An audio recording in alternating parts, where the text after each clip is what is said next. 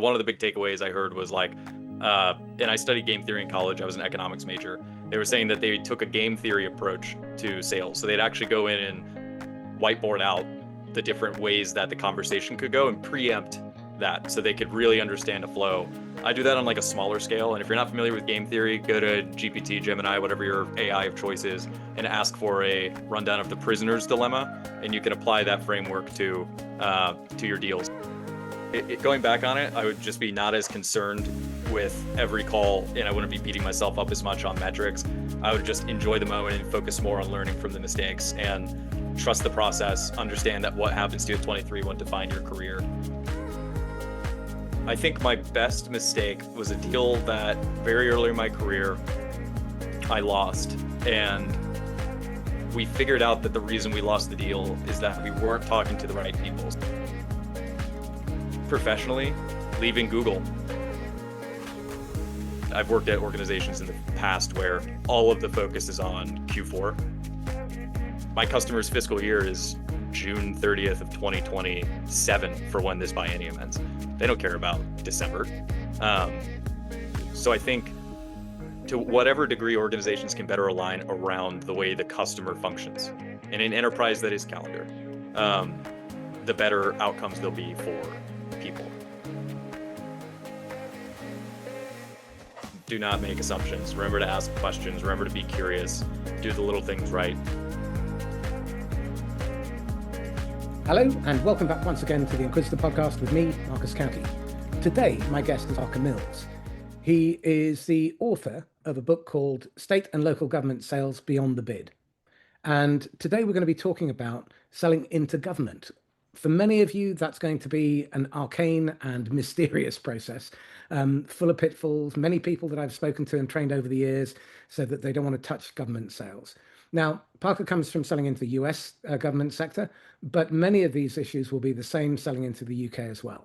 So without any further ado, Parker, welcome. Thank you, Marcus. Appreciate you having me on today and excited to get to chat. Pleasure. Could you give the audience 60 seconds on your history so that we understand how you got to this point? Totally. So I am from Florida, currently live in Washington State. When I was in Florida in college, I started doing a bunch of random sales jobs as I tried to kind of find my path. I was doing newspaper advertising sales, also doing loyalty application sales and doing wine activations. And I was that guy at the grocery store trying to sell you vitamins Saturday and Sunday morning. So had my hands in a lot of different pots, and then eventually got lucky and stumbled into a tech sales role at Citrix in South Florida. That put me through a really great sales training program. It's through that program that I discovered state and local government sales. 11 years later, I now live in Washington State, where I've been working with government agencies on the West Coast. Have been fortunate to work for Oracle, did some time there before going to Google for 4 years, and I'm at ServiceNow for the last 2 years. And during my last year, I've spent a lot of time putting together my insights and what I think is beneficial for most reps that are either getting into government sales or trying to be better advisors to their customers, and put together a guide that helps distill some of these insights that I've learned in a way that's not too preachy, so people can be better advisors and partners to their customers. Excellent. So we're going to start off with exploring why selling to government feels broken. So you spent years selling into state and local government. What's it really like on the inside beyond all the cliches? Yeah, I think the biggest thing I commonly hear is that there's a lot of red tape. There's a lot of misconceptions or misunderstandings about public sector. Most organizations have a pretty small percentage of their investment or workforce dedicated to state and local, and enterprise is the tail that wags the dog, so to speak. So I think a lot of people just don't really understand the day in and day out of working in public sector sales, and they find it to be too complex or too regulatory. What I think is the truth is that it's a really rewarding career path where you have the opportunity to really get to know and understand your customers and help lead projects that lead to positive outcomes in the communities that you either live in or that you're selling into. Um, and while there is more bureaucracy, more checks and balances, it's not anything that's too crazy in terms of radically different sales motions. The only thing I'd say that is consistent is that you do need to be patient, and the sales cycles are a bit longer. On average, for my more enterprise deals, the sales cycle we've had is roughly 18 months, which I know would drive most people in enterprise crazy. So what's true and what's just lazy sales and leadership thinking? I think what's true is the patience piece. Like, you do need to really, you know, be measured, and because of the fiscal calendars that most government agencies have in the US, we have a lot of agencies that are on a biennial or every 2-year budget. There's 3 or 4 different, depending on the state, fiscal calendars, June to June, calendar year, so like December to December. There's some that are in August, some in October for 2 states in particular. So you have to really be mindful of those funding cycles and preempt them by being patient in planning for those next legislative or funding asks to get projects greenlit. So that part is definitely true. There is some more hurdles and more sophistication that you need in order to get projects off the ground. Um, what I think is blown out of proportion is it's not that different from any sales role in the sense that your goal is to find um, positive outcomes to drive for the customer, get to understand their pain points and their use cases, be a fabric of their organization and help them as much as possible. The only delta is really the timing. So I feel like especially if you look at common verticals like healthcare or even more large, complex multinational enterprises that have um, strong centralized management or operations, but have multiple field or branch offices, they're very similar in terms of how you'd sell to state and local. The main difference is the perception of the timing in which you can accomplish a deal in. Again, we see that in the UK as well. So this is more US centric, but how are you seeing vendors react to the changes coming down from federal level right now? Yeah, I think the biggest thing is really trying to understand where match dollars are going. So in previous years, especially during the pandemic, states got a lot of funding from the federal government. That funding could be used based on a set piece of criteria. So you could coordinate projects around the allocated funding for a program, whether that's healthcare and public health research, whether that's unemployment insurance, food stamps, et cetera. We generally had a pretty, and this is, I'd say, going back to the misconceptions and the benefits. This is one of the benefits of state and local government or selling into government. Everything is public. So you're able to look at the legislation, look at the grant funding that's flowing down from the feds to an organization, and then come to them and say, hey, we noticed you're getting this. How are you approaching this program? How are you planning on distributing this? What is your strategy for applying for these funds? And you can generally um, build something around that with the customer. With the recent changes in Fed, what we're seeing is there's less certainty on the funding that's being passed down. And we're seeing funding that was already pre-approved by our government now be in question. So we're having to be a lot more focused in terms of what federal programs we're looking at in conjunction with the agencies we're partnering with to ensure that we're focusing on programs that actually have a good chance of funding. And that's impacting the way we strategize in out years too, because we're having to make assumptions on what the federal government is going to fund and put that in our planning for 2 to 3 years out in budget asks, which makes it a little bit challenging. It sounds to me like there's a game of pin the tail on the RFP and calling it strategy to a large extent. Is that fair? That's fair. Yeah, it's either the RFP or I'd even say the legislative or funding ask. Like the way most states go after funding is they look at how much money do we have in our coffers, how much is the federal government giving us, and then we go, okay, this program generally gets a federal match of X. We're going to forecast in 2 years that we're going to be able to use 80% of that federal money for this program. If in 2 years that's not the case and there is a change in that federal funding picture, the state has to figure out how to make up that delta. That either means program cuts, layoffs, or using reserves to fund that. So it's making it incredibly challenging for organizations to really know what is the commitment from the federal government from a funding perspective. Is that what you mean by playing beyond the bid? And if so, what does it mean in practice that sellers have to do to adapt to really sell beyond the bid? Yeah, that's a great question. So I think I've met a lot of different teams and reps that are really good at, and a large amount of the system integrators have a great practice around this, like the Deloitte's, Accentures, et cetera, where they're experts at working RFPs, meeting requirements. They bring all the qualifications needed, and their bailiwick is winning these large public procurements. I think it's critical, especially for sellers that work at more mid-sized companies, to not get focused on these large competitive procurements and figure out how they can partner strategically with their customers, preempt some of these needs, be able to forecast accurately on what is the trend that's coming, what are the changes, whether it's because of federal policy, state policy, what are the things coming down the pipe? How can we work with those customers to come up with a solution outside of just waiting for a procurement to come out in replying to that procurement? So instead of being reactive, trying to be more proactive, work in tandem with your agencies and with your partners to bring relevant solutions and craft some of those narratives instead of simply waiting for a bid to come out. This sounds to me like we've created our own mess. And so I'm interested in exploring the systemic dysfunction. that is generated by our own limiting beliefs, our own perceptions. So where do you see the biggest misalignment between vendors and agencies?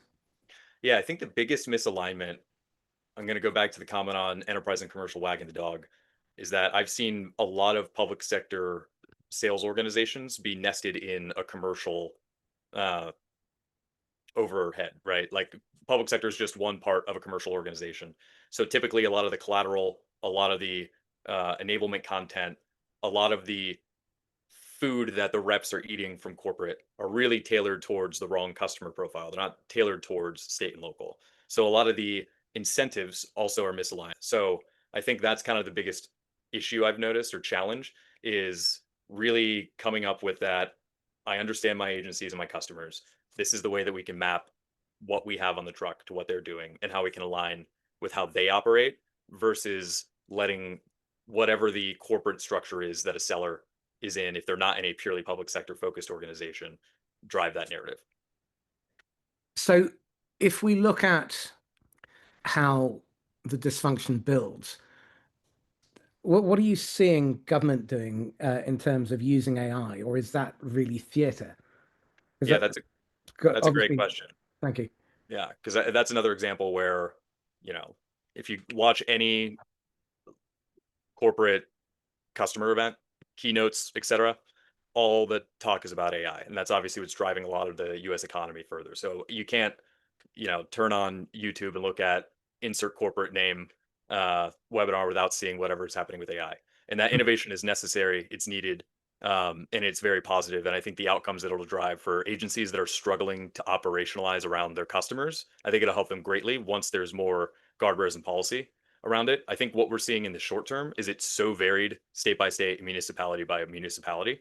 There's a lot of states that don't even have the ability for agencies to use generative AI. And that's because of security and data privacy concerns, uh, fear of what does that mean from a public perception perspective of if I'm a resident, do I want the government putting my data in an LLM? And some of that can be mitigated via the way that the solution or products are set up.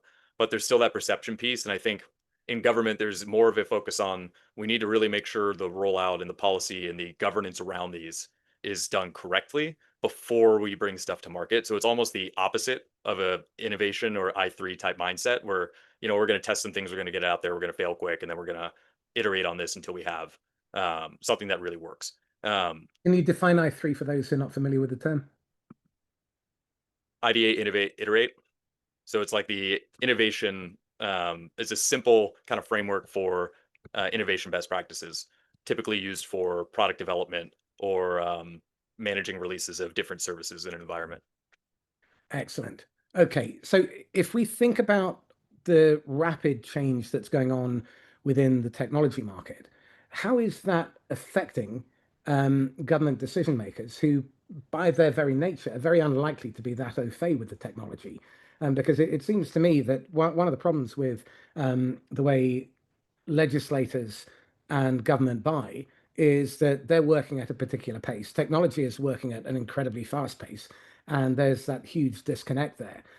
What do salespeople need to do in order to meet the customer where they are and not then scare the living daylights out of them, so that they actually buy instead of end up in a ghosting cycle? Great question. And I think especially for any SDRs, sales development reps, people that are being tasked with doing a lot of outreach to customers to book demos that might be listening to this, I think the main thing is always focus on what the customer or the agency is doing. Meet them where they're at, right? Like you might have a mandate to go out and do X amount of AI demos, or hey, we've got a new product that's coming out. It's some type of AI product, go sell it. That might be the directive from corporate. But I think you really need to understand where the customer is at, what they're doing. So, like, for example, I work with some agencies that can't use AI currently. We're more in the phase of, hey, what are the key areas and use cases, pain points that you're having? And then we'll discuss what this could look like in the future. But it's really focused around realistic, low hanging fruit use cases versus, hey, we're going to drastically shift. It's not that challenger sale of like, we're going to massively change the way your organization functions because we have this tool and we can totally innovate around the way you're providing services because that may not be feasible. Now, I will say there's a lot of agencies City of Seattle, where I live, just released a really cool AI strategy plan. They're doing a ton of pilots, a lot with their existing incumbent vendors, where they're testing AI out on existing processes, workflows, and data that they have. And that's a really great way to start to show progress with a limited scope. And we are seeing other states like Alaska has an awesome AI center of excellence that they've spun up through their central IT organization. So I do want to make it clear that not all government is lagging, but I think the pitch that you see most vendors go forward, which is this insane transformation, totally shift the way that you do everything. I don't think we're quite at that point yet in government. So, given that tech is sprinting and government's walking, who's responsible for closing that gap, the vendor or the agency? Huh, that's a good question. I think, the politically correct answer would be it's a partnership, right? And as much as we can have seat at the table from our customers in advising and giving feedback to the vendors that they work with, that'll only help us continue to partner better and help with greater alignment at the corporate strategy level at whatever vendors are partnering with an agency. Because I find that most good corporations do take feedback from customers seriously and change their go-to-market strategy based on whatever that relevant feedback is. Um, in the meantime, I think it's up to the sellers, it's up to whoever those points of contact are that are working with an agency to be centralizing that feedback, communicating back what they're discovering in conversations and in meetings with them, and ensuring that they're taking it on themselves to align the customer strategy to what is on the truck with the vendor that they're with. It feels somewhat like selling Formula One to someone who's still trying to drive a bus route. How do you help That's a buyers great who, analogy. thank you, how do you help buyers who are smart but not tech fluent make sense of all of this noise without feeling stupid or salty? Yeah, and one thing I will say is I feel like most of the customers I work with are incredibly savvy and eager. I mean, we've got um I'm going to use an example if anybody happens to listen to this that knows him, but Scott West here in Washington for Ecology. I mean, he's been telling me about all this stuff that AI can do pre me even toying around with some of the consumer based tools. Like I think we have people that have a really strong understanding of the tech and of the use cases. To your point on uh, Formula One versus a more of like a training car.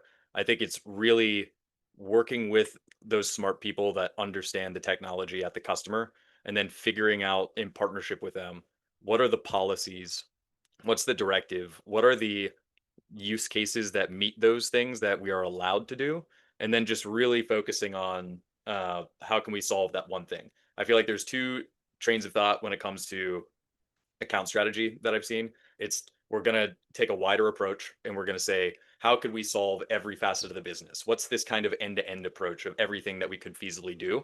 And that's not a bad approach. I'm not saying that that's not needed. And depending on the amount of penetration you have in an account or the direct partnership you have, that could be the right approach. But I feel like specific to some of the more uh, bleeding edge, newer AI tools, it's really about starting small, meeting the customer where they're at again. It's not, hey, we're going to apply AI across the enterprise. It's what is a single process that we could find. That's a good place Lovely. to start. Well, what I'm seeing is salespeople have a tendency to accidentally trigger buyer fear. Mhm. Um, what are they doing, and how do you spot when an agency's gone into ghosting mode, and what do you do next? Because I think most reps treat silence like rejection instead of digestion. Yeah, that's a good question. I think the main thing is to just, again, be patient. If you have I feel like if customers go silent, there's usually a reason. And that reason is either whatever you have may not be relevant. They may truly be busy. Like right now, we're facing a federal government shutdown. Uh, food stamps and other benefits in the US. We're recording this on 10/29. So come 11/1, a lot of those benefits are in doubt. Agencies have a lot of other concerns in their mind in terms of just meeting the basic needs of their constituents outside of talking to vendors. So So you meant October the 29th and starting on 1st of November. 1st of November, yeah. Right. Okay. Got it. Got it. Got it. Okay. So there's a lot of agencies we usually would be talking with a lot that, have other priorities right now because they're trying to figure out what they're going to do in the next couple of days. So I think it's a couple of things. It's either it's whatever you're talking about with them is not a priority and they're actually like truly busy, or it's another reason that maybe whatever you're doing is just simply not relevant. And but how do the reps handle the pressure from above? Because I was on a chat with a prospective partner, and we were talking about how the forecast is full of fiction and theatre and the pressure to give commits when you can't possibly give those things, because the buyer buys when they are ready, not when your leadership or your investors want them to. Mhm. So, what advice would you give to reps to manage that upward pressure or that downward pressure coming from above? Yeah, that's why they say it's forecasting is an art, not a science. And I'd be lying to you if I said I've mastered that art after 11 years, Marcus, because it's it's an ever changing practice. Um, but I think the main thing that like I try to always be as realistic as possible, even if that means I'm delivering bad news up front, right? Like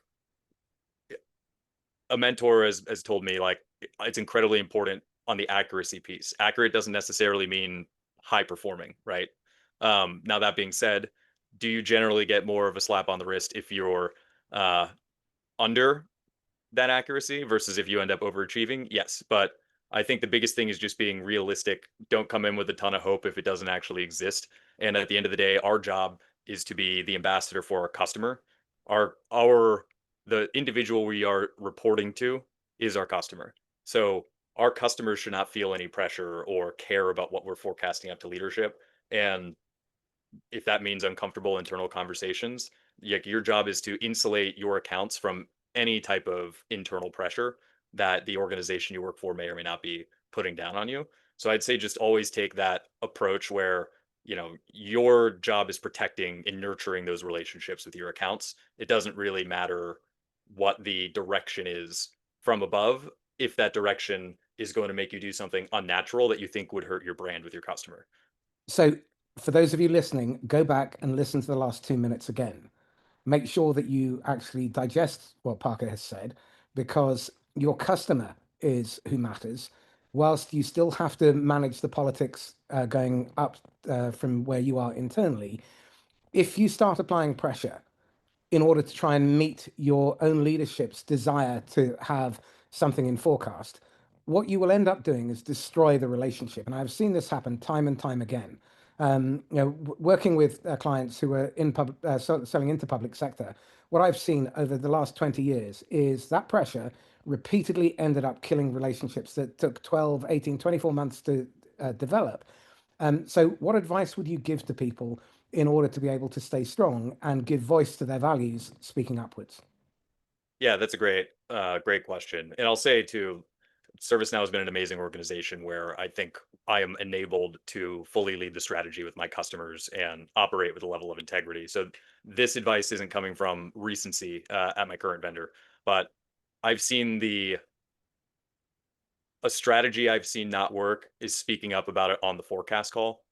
You don't want 8 to 9 people on your team in these conversations. I think the most appropriate way to do it is to, and you might be in a situation with your leadership where this still doesn't work, and then that's another conversation. But I found that if you're able to come to leadership in a one-on-one and say, hey, this is why I'm reporting this. This is the challenge the customer's facing. This is the negative position I think we're going to be put in if we do this. I find that if you're able to actually come with those facts, then there's a compelling narrative and a real story that makes sense. I think where leadership to play the perspective of somebody saying, "Hey, why don't you just go do this discount or go pressure your customer to do something?" If you don't have the information about the deal or the account, right? If you don't have that story, but you have some deal in pipeline, they're going to look at it and go, well, yeah, we assume you've been talking with the customer. We assume the deal is qualified. We assume these notes are accurate in the CRM. Why wouldn't you go do this? Right. To take the flip side of the perspective. So if you don't have your story straight, you don't understand your customer, and you can't competently speak to what's going on in the account, it makes it harder for you to give a realistic answer that establishes that you know what you're talking about and you know your customer. Um, and that will hopefully, knock on wood, uh, help your leadership understand what's actually going on and why it doesn't make sense to do something that you may be being asked to do. Well, I'm going to throw a spanner in the works here, because what I see over and over again is sales forecasts aren't really forecasts at all, they're theatre. And we often write them to protect ourselves, not to tell the truth. And that's the heart of the problem. And I think the system tends to reward optimism, not honesty. And sellers learn to act confident instead of curious. And leaders make the mistake of confusing activity for progress.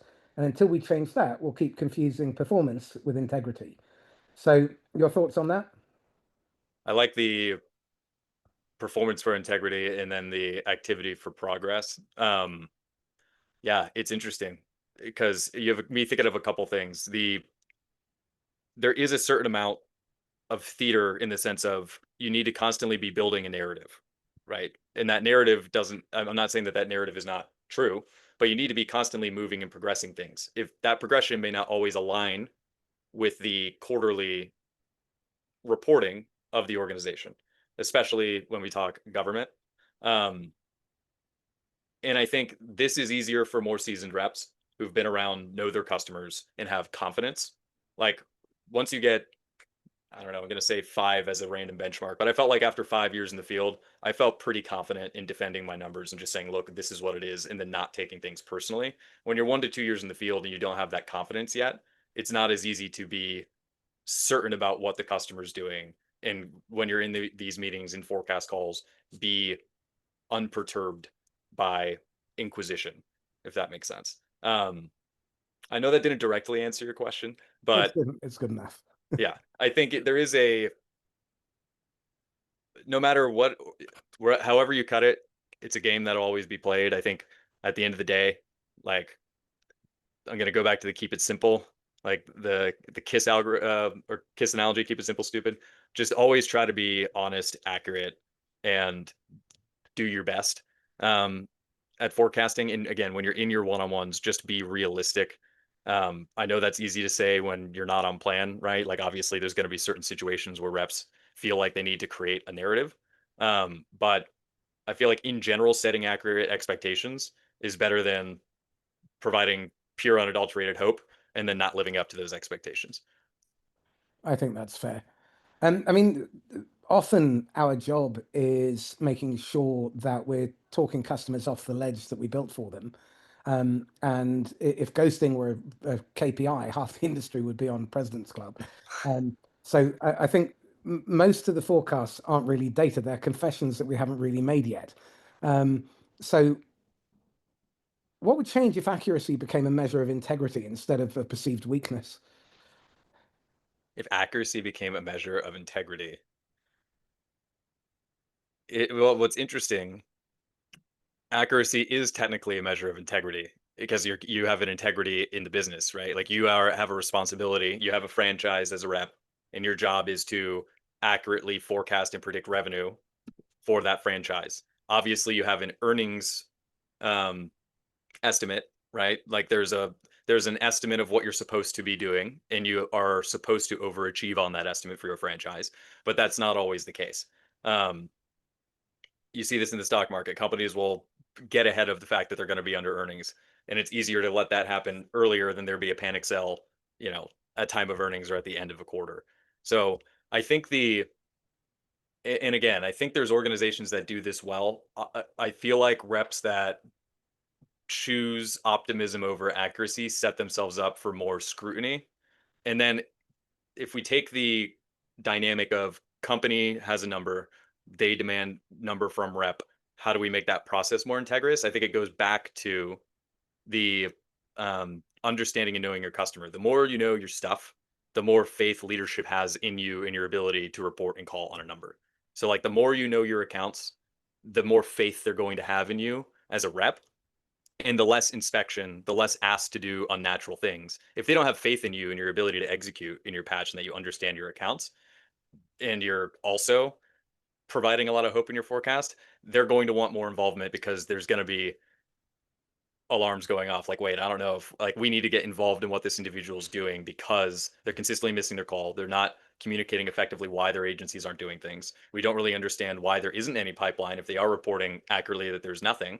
Like you need to really have that narrative prepared. And that's why preparing for your QBRs, your quarterly business reviews, making sure in your one-on-ones with leadership, in your engagement with your cross-functional teams, that you demonstrate a level of preparedness and a deep understanding of your accounts, because that will ultimately help defend your strategy and your customers. The more you can demonstrate that you are fully sufficient without the need for additional scrutiny and or intervention, the greater chance you have of fully maintaining that strategy with your account.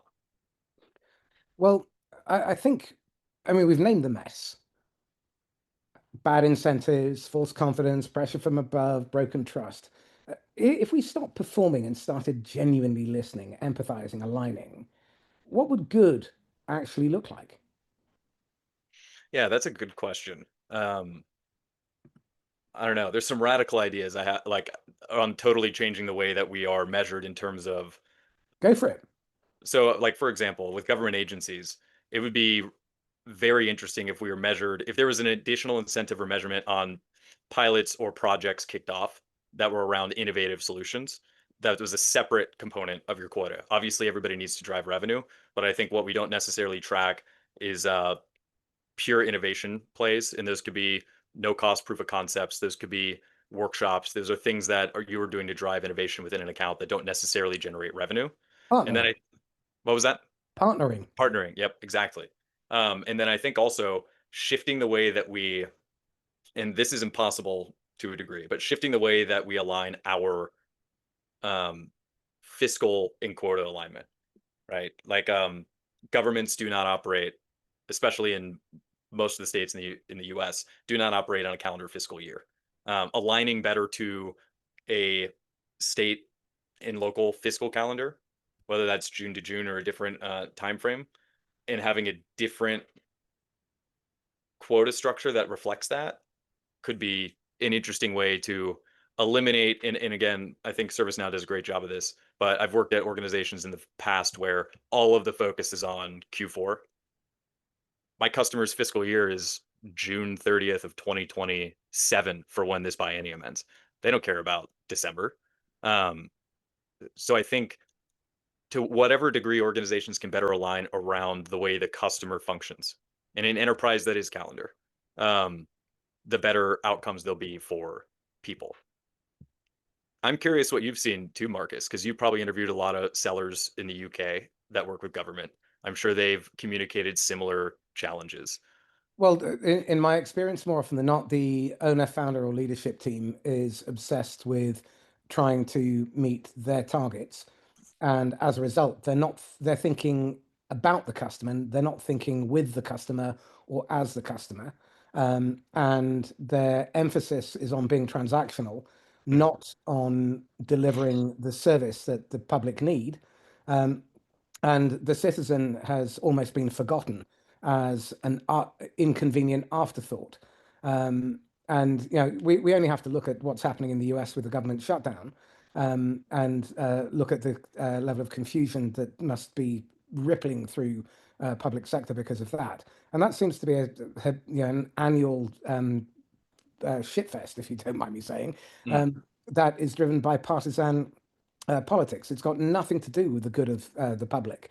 And I think on the one side, you've got the leadership of the vendors that are fixated on their selfish self-interest, and on the other side, you've got the partisan political positions of public servants who are serving mm, themselves or their partisan politics. They're not serving the public, and the net result is that public services have been largely run down.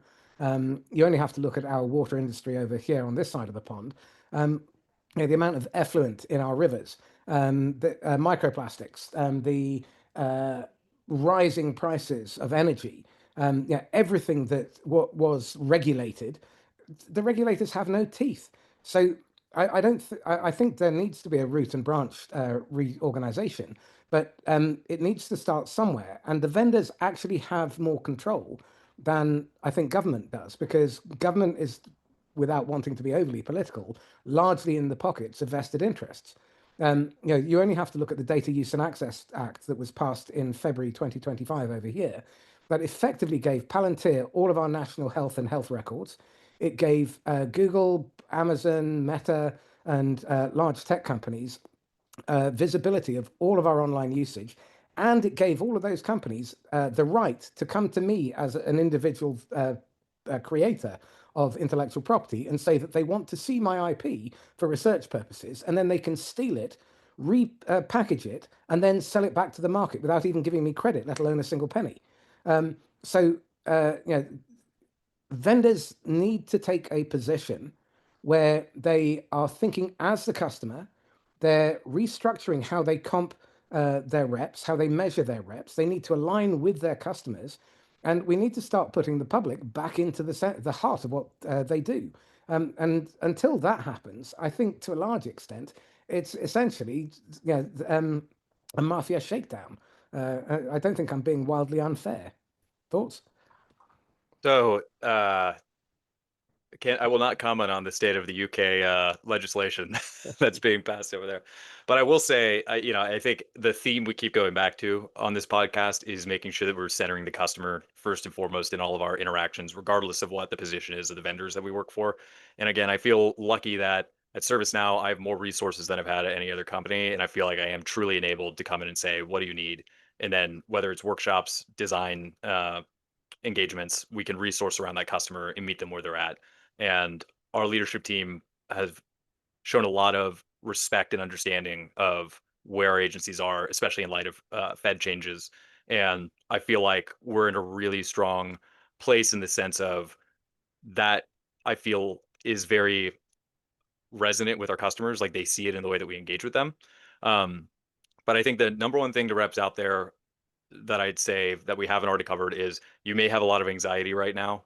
There's more fear, uncertainty, and doubt, I feel like, in state and local uh, now than there has been in years, likely since '08. Um, Continue to be patient, continue to be calm. The overall state and local government funding picture has still gone up year over year dramatically. We have significantly more funding. I have this statistic in the beginning of my book, but it's something like it's gone up 2x over the last 5 to 7 years in terms of overall SLG funding. So while things look bleak and there's a lot of federal uncertainty now, there is still funding for these large programs that create meaningful outcomes in the communities that you work with. And this isn't the time to clam up and jump ship. This is the time to double down, continue to engage and spend more time with the agencies that you partner with, and really ensure that you are doing everything you can in these challenging times to be a partner. Okay, let's take the conversation in a slightly different tack. I'd be really curious to start looking at blind spots, because I think if we look at what goes wrong in sales, whether it's public or private sector, very often salespeople have blind spots, buyers have blind spots. Mm. So, what are the blind spots that you've learned to look for, and the ones that you now catch yourself on early? Yeah, there's two things that are on total opposite sides of the coin. I remember when I was at Citrix, our CISO did a Q&A, and they said, what's the number one thing that you're annoyed by when sales reps reach out to you? And he said, my number one thing that annoys me the most is when somebody says, tell me what your challenges are. He's like, I put out a yearly cybersecurity strategy and plan that lists all of my challenges. I want a rep to come to me understanding what those are. And similarly, most CIOs in state government will say, you need to understand the strategic plan. Like, what have I put forward publicly as what our initiatives are before you meet with me? And I think there is a tendency to over rotate sometimes. And I've done this in the past, specifically when I've been in roles where I'm selling at a greenfield or customers that don't own what we're selling, where you come in and you over plan and you're like, okay, we found this thing. We're going to come in. We have 30 minutes to tell them what we can do to solve that thing. um, I think there's a balance there because on the other side of the coin, um, you can't necessarily be fully curious and just say, "Hey, we'd love to get to know you." But I have heard CIOs say, "I really miss when a rep would just ask me, what are my challenges?" So I think there needs to be a balance where you can't overprescribe. You do still need to be curious. And sometimes I've had a blind spot where I'm like, I know exactly what they've put forward. We're going to craft something that specifically meets this, but we're not doing enough inquisitiveness to ask questions around uh, that problem further. So I feel like there's a balance that can be had where you are understanding the customer, but you're also still really being consultative and taking in their feedback when you're engaging. I go a little bit further and look at what's not being said, because all too often, if you're stuck in the middle of the crisis or the problem, you won't see everything. So you've got perception, but you lack perspective. And I think that's one of the key roles that a good rep will bring to the party. It's helping them see beyond their reach, and help them grasp what is possible and possible for them, by introducing things that maybe they won't have considered. Because, like we said right earlier on, government works at a particular pace. The tech companies are typically working at a much faster pace, and they're also working on quarterly reporting. Mhm. And I'm minded of the peace negotiations between the US and the Chinese at the end of the Korean War. At the end of the Korean War, the US delegation rented 3 floors of the Hilton for 3 months. The Chinese delegation rented a 5 bedroom house for 3 years. I think that that negotiation was won at the signing of the lease because they were playing the long game and they weren't in a hurry, whereas they knew that their counterparty was trying to get things done within a very short space of time. And we have to slow things down to speed things up. So you talk about doing the little things right. What are those things in government sales the little things that we can do in order to ensure that we are doing the right things at the right time, in the right way, with the right people? Yeah, great question. So, and I've got this written on a post-it note beside my desk because it's a reminder. These are all things I think when you're early in your career, you're a master at because you're so focused on the tactics versus the broader term, and they're good things to remind yourself to do. So, like, main thing is do not make assumptions. Remember to ask questions. Remember to be curious. Do the little things right. In the from the perspective of ensure preparedness, right? Like read the strategic plan, do your usual whatever your 3 by 3 research that might be LinkedIn news clippings, and then strategic plan or legislative or funding ask from the agency. Um, ensure that you're preparing with your teams. All like very basic sales 101 things are just, professional 101. But I understand, especially when things are crazy, and I'm guilty of this too. It's easy to overlook some of this in the interest of productivity in doing as much as possible at one time. Sometimes you need to take a step back and slow things down a bit in order to get back to the place where you're operating at the degree you'd like to be. Well, I think you've touched on a couple of things there, which is that we tend to substitute haste for speed and we tend to substitute efficiency for effectiveness. And the net result of that is that we don't put in enough time in practice. I always teach my clients, and we run 4 2-hour practice labs a month, Mm. precisely because you shouldn't practice in front of the customer. You should practice in a safe space. And I always tell my clients for every hour you're in front of the customer, 3 hours of prep and practice. Um, if you do that, your close rate goes through the roof. If you don't do that, you show up, you butcher it, and then you get ghosted, and then you spend your life chasing. And you can easily get a 60% increase in production and in performance by simply adopting that simple shift. But politically, it doesn't normally sit well because management wants to see activity rather than meaningful action. So, um, if we think about the questions you mentioned, asking the right questions. What are the questions that sellers should be asking but almost never do? Yeah, that's a great question. So I think in terms of customer engagement, I think the number one thing to ask is really understanding what the programs are that that customer supports. Um, you should know that via your research coming in. But again, that's something where you might not have a lot of agencies don't have a huge digital presence, and you may not genuinely be able to figure out what are you responsible for delivering. It may not be as simple as I'm the SNAP administrator, and you know that person does SNAP, which is supplemental nutrition assistance. So understand what the programs are that they're supporting, how they're navigating changes, what are the big programs or bills that they're following in their respective states' legislative session. And one thing I like to do just to show preparedness is I'll say, we noticed in your strategic plan, or we found a news clipping, we saw something where you said that your key priorities are this. We're prepared to talk to those, but we wanted to give you the floor. Could you give us more information or confirm if these are your challenges or what else is a key for you? So we'll mention essentially, hey, we've read your plan. We're prepared to speak to those, but what is actually burning for you right now, and give them the opportunity to either agree and say, yep, those are still my priorities. We actually already have a solution for 2 of those 4, but these are the 2 we're focused on. Or, you know what, so much has changed since that was written. These are really the key things that I'm looking for help on. I think it's important to understand what their policies are for adoption and approval. I Hmm. think it's also important to understand who owns the outcome, who is the risk avoider, who's the financial owner, and understanding that cast of characters, and particularly get to the bottom of who the invisible influencers are, because I almost never see that happening, and they almost no one spends any time trying to work out who's in the second room or the third room, Mm. because you can sell it to your champion, But if it doesn't make it past the second room, it's never going to get bought, and you're going to end up with a ghosted pipeline. And Mm, even if it makes it through there, if the final approvers and the people who are going to sign on the dotted line and hand over the cash aren't on board, then you're in deep trouble. So we need to spend more time in research. And one of the things that drives me insane is the number of salespeople who have WeHap as their primary sales process, wing it and hope and a prayer, showing up and then vomiting up a demo mm, without actually working out whether or not the customer's even ready to have that conversation.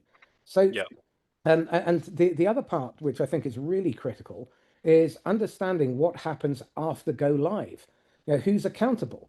Because you've got four forces at work. You've got the push to change. That's typically pain. You've got the pull towards that better future that they're hoping to be able to implement.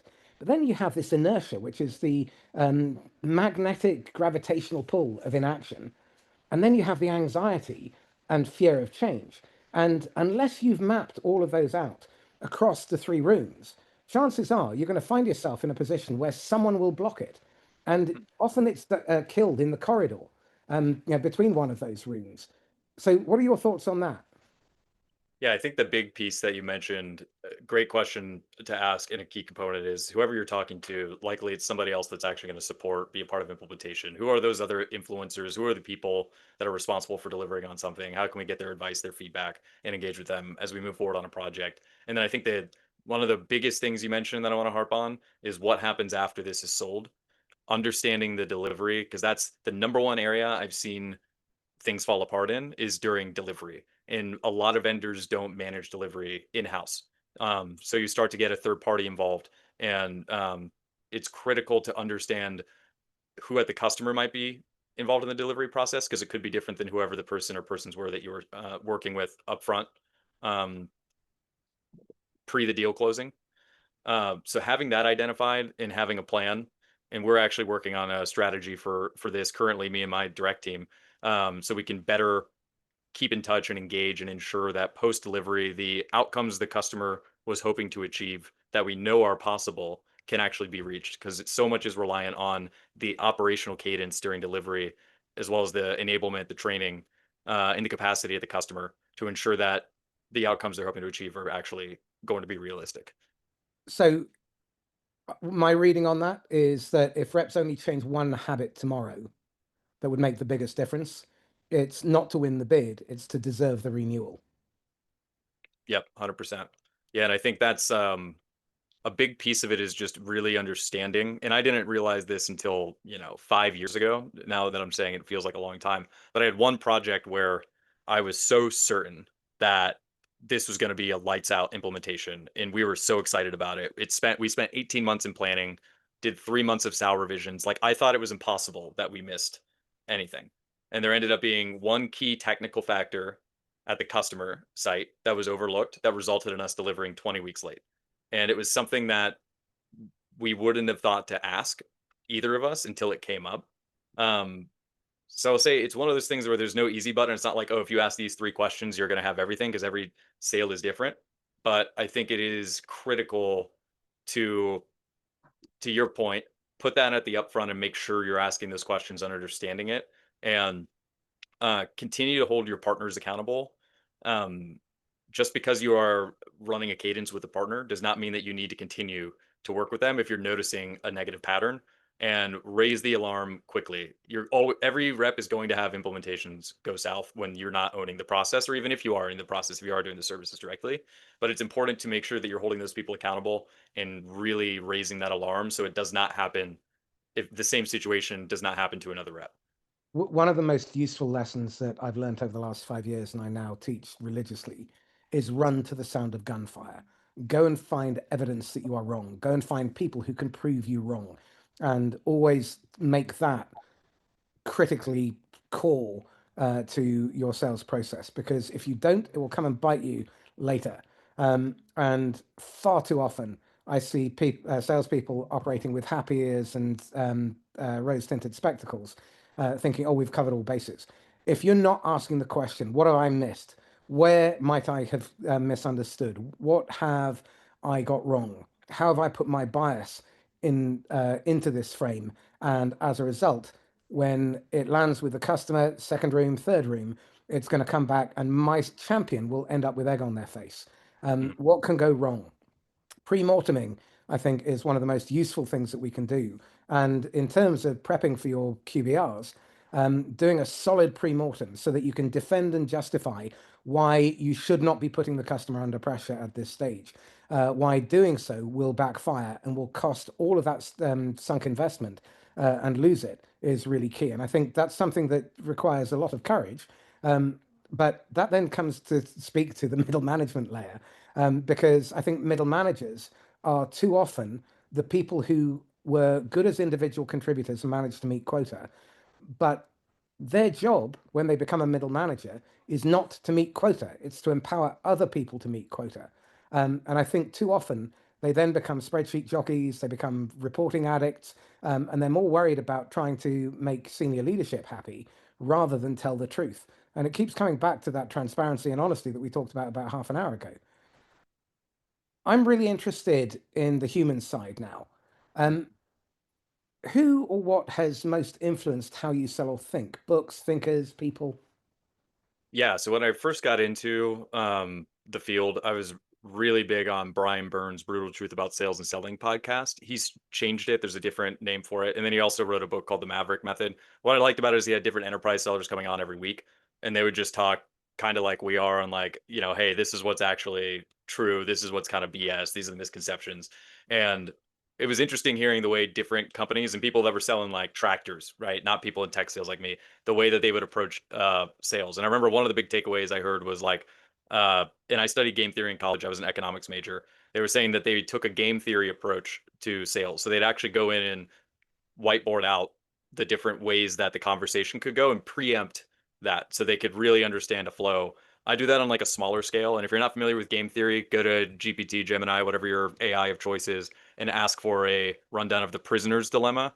And you can apply that framework to your deals. Um, Outside of that, spin selling, like that book when I was first getting into sales provided me with like a very easy referenceable framework. That was not too challenging. Um, Now, like pretty much, I'm in the last few years, like I've mostly just been listening to more industry people. Like Scott Galloway is a thought leader and an author whose tone was incredibly helpful for me. Like that's who was a huge influence for me in my book, and he has an awesome podcast and a couple books that are really good. And then I watch a lot of local news, so like I'm really big on just understanding like I think at a certain point, you can always get a refresher and you always have your sales trainings. Those are always good reminders and the good things to reinforce the skills that you already have. But I think the way you can really get more advanced as a state and local seller is really understanding what is happening with your customer and understanding policy shifts, understanding things that are happening at the leadership level in agencies. And your municipality, your state will likely have some type of tribune or news source that's not, the New York Times, that has really relevant information on what's happening at the local politics scene. And I think following that is what's most impactful for staying relevant. So tell me what your best mistake was. Yeah. So I think my best mistake, um, I'm going to give a customer one and then a professional one.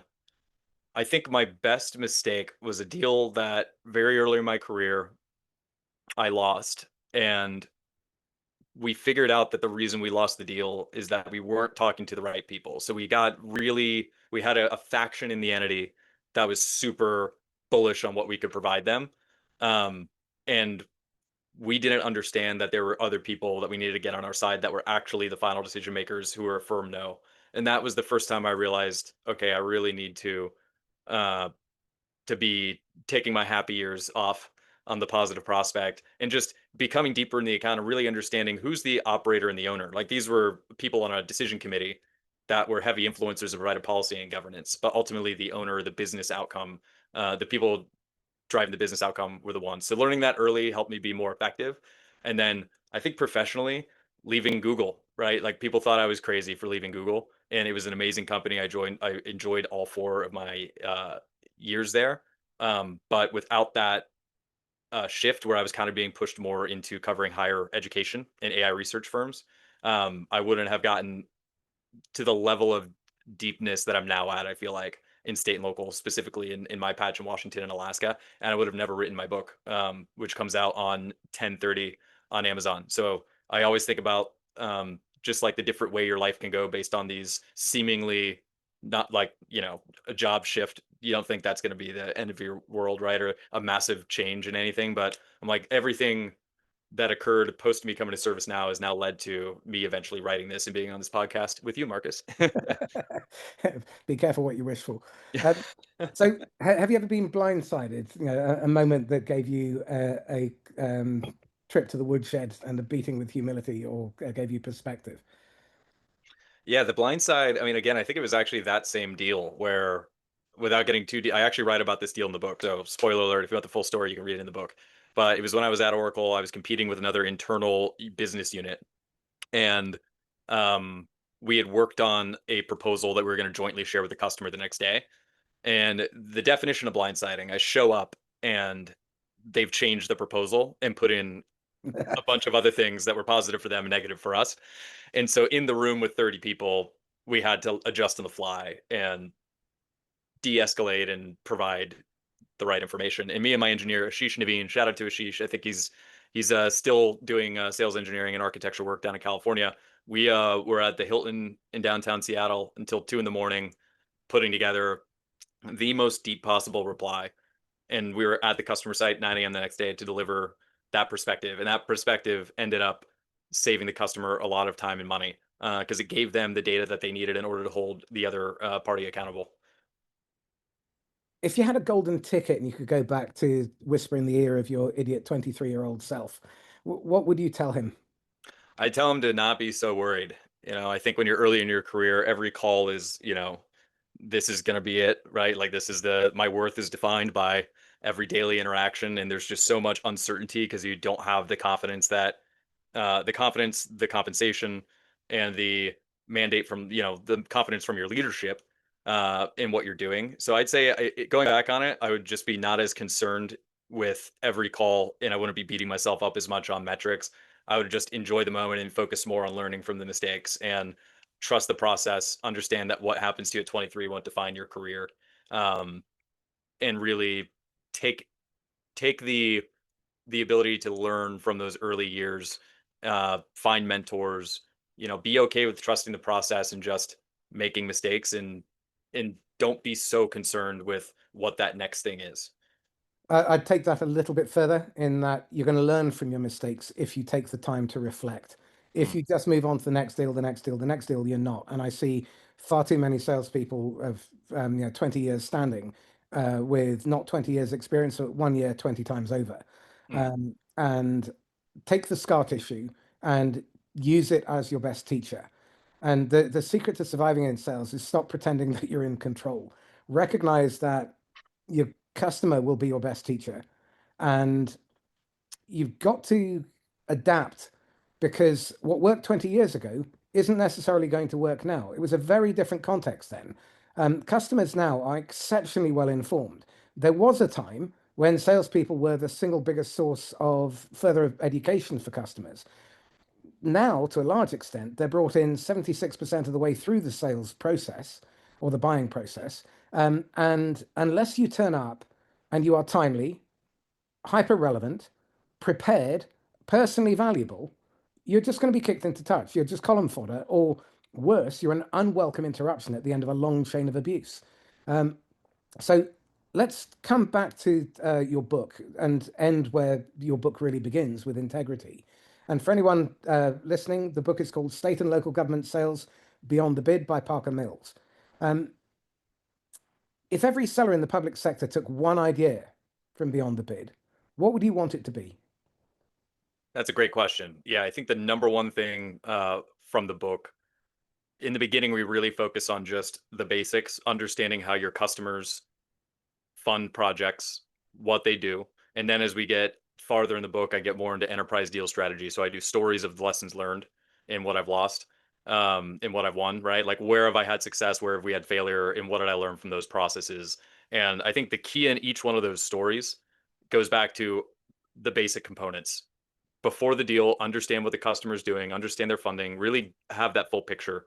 when you're in the process of the deal, make sure you're understanding what the outcome is that your product or service is going to drive. What's the ROI? What's the impact to the resident? And make sure you're quantifying that. And then post sale, resource around the customer. So it's understanding those three, kind of the three phases of the deal: the pre-planning and the understanding, the solutioning and the presentation component, and then the success piece. All very simple, but in the book I go in great detail on how you can do that. I think that's kind of the main takeaway, is just be prepared at each phase. So if we think about how we can help sellers into the public sector, how can we help them see that they're not just closing deals, they're shaping how citizens actually live? Yeah, I'd say look at case studies. Like, we'll go to there's a large organization called NASCIO, National Association of State CIOs. They do a yearly conference where they give out awards. You can go to their website and look up those awards. Look at what states are doing and the impact that it's having on residents. Look at the case studies for the vendor that you work for and see what they're doing in state and local. Um, there's some really cool stuff. And at the end of the day, especially if you're in technology like me, technology is becoming the primary vector for engaging. If whether it's paying your utility bill, getting benefits, getting your driver's license. So I think having the mindset or perspective, or for me, like my why in government, is being able to help take my background and what I understand from a technology landscape and solutioning perspective and apply that to the biggest challenges that agencies face in serving their residents. Um, when you have the ability to work on projects like that meaningfully impact the way your neighbors engage with government, that's what I feel like ends up being super rewarding. And also, so many people stick around in government. It's not like private sector where people rotate in a role every 2 to 3 years. There's some agencies that I'm still talking with the same customer 10 years later, when I first started in the role, or first started selling into state and local. So there's something really rewarding about the longevity of building relationships and knowing these same people. And that goes for the partner community too. Every conference, every roadshow I go to, it's the same 30 people I've been seeing for the last 10 years. So there is something rewarding about the relationships that you build in this space too. Excellent. We've come to time. How can people get hold of you? You can reach out to me via email. That is parkermills@stateandlocalsales.com, or find me on LinkedIn. If you look for Parker Mills on LinkedIn and look for the currently employed by ServiceNow, you'll be able to find me. Feel free to ping me. Always happy to hop on a call or exchange a couple ideas over email. Parker Mills, thank you. Thank you, Marcus. This has been a pleasure. So to wrap this up, what I've really enjoyed about this conversation is that it exposed that selling into government isn't the real challenge. Selling with integrity and patience is. And I think Parker made it really clear that integrity isn't a slogan, it's a skill. It's slowing down when everyone else is rushing. It's telling the truth when hope would be an easier sell. And the best sellers don't win the bid, they deserve the renewal. So if you take only one thing from today, make it this: think beyond the quarter, beyond the customer, even beyond the deal. Because when you sell with integrity, you don't just change your forecast, you change lives. So with that, stay safe and happy selling. Bye-bye.